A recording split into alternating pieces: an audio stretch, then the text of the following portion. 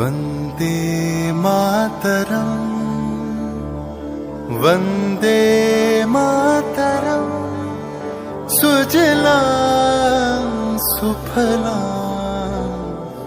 मलयज शीतलां सस्यश्यामलां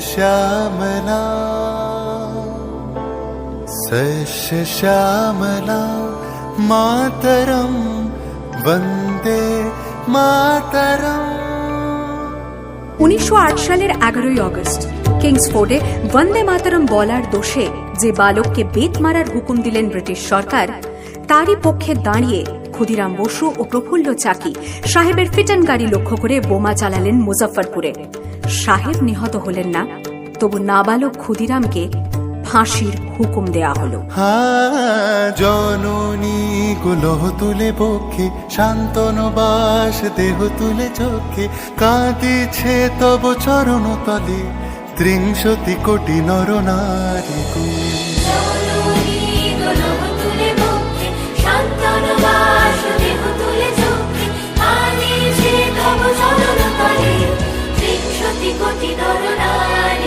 যারা স্বর্গগত তারা এখনো জানে স্বর্গের চেয়ে প্রিয় জন্মভূমি এসো স্বদেশ ব্রতের মহাদীক্ষালু সেই মৃত্যুঞ্জয়দের চরণ জমি যারা জীর্ণ জাতির বুকে জাগালো আশা মন মলিন মুখে জোগালো ভাষা আজি রক্ত কমলে গাথা আজি রক্ত কমলে গাথা মানল খালে বিজয় লক্ষ্মী দেবতাদেরই কলে মুক্তির মন্দির শোকানো তলে কত প্রাণ হলো বলিদান লেখা আছে অশ্রু জলে লেখা আছে অশ্রু জলে।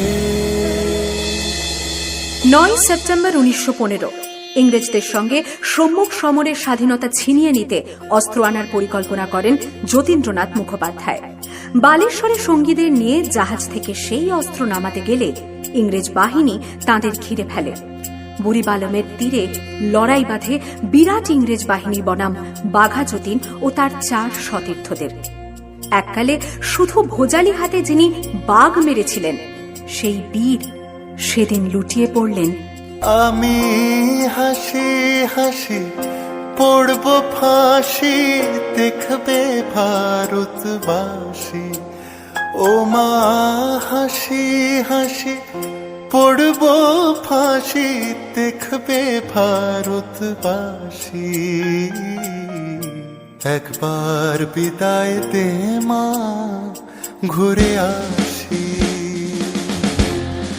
18 এপ্রিল 1918 মাস্টারদা সূর্য সেন ও তাঁর 65 জন শিষ্য মিলে পরিকল্পনা করে চট্টগ্রামে ব্রিটিশ পুলিশের অস্ত্রাগার লুট করেন এবং তারপরে লুকিয়ে আশ্রয় নেন জালালাবাদ পাহাড়ে। এর 4 দিন পর ব্রিটিশ বাহিনী খুঁজে বার করে মাস্টারদা ও তাঁর সঙ্গীদের। সেদিনের অস্তমিত সূর্য ছিল সূর্য সেনের রক্তের আহ্বান শোনো আহ্বান আসে মাখা বন পেরিয়ে দুস্তার বাধা প্রস্তার ফেলে বন্যার মতো বেরিয়ে আহ্বান শোনো আহ্বান আসে মাখাট বন পেরিয়ে দুস্তার বাধা প্রস্তার ফেলে বন্যার মতো বেরিয়ে।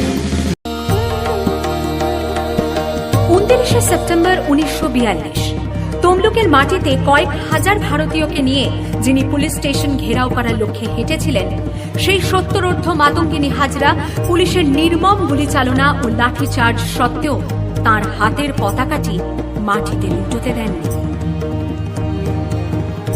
আর ঠিক তার পরের বছর 1943-এর 30 ডিসেম্বর জাপান সরকারের অধীনে থাকা আন্দামান দ্বীপ সেদিন হস্তান্তর করা হল ইন্ডিয়ান ন্যাশনাল আর্মিকে।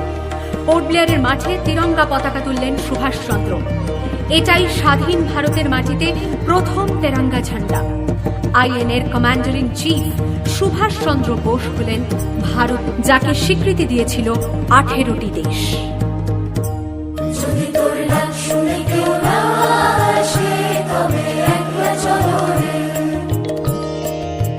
वंदे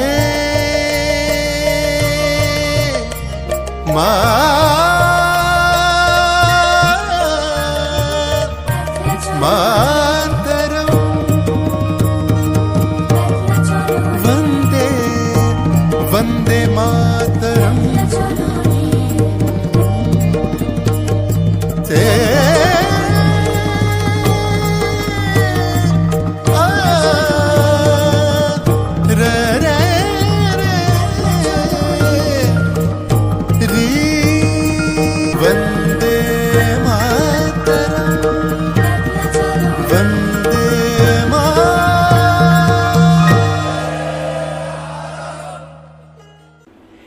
স্বাধীনতার ৭৫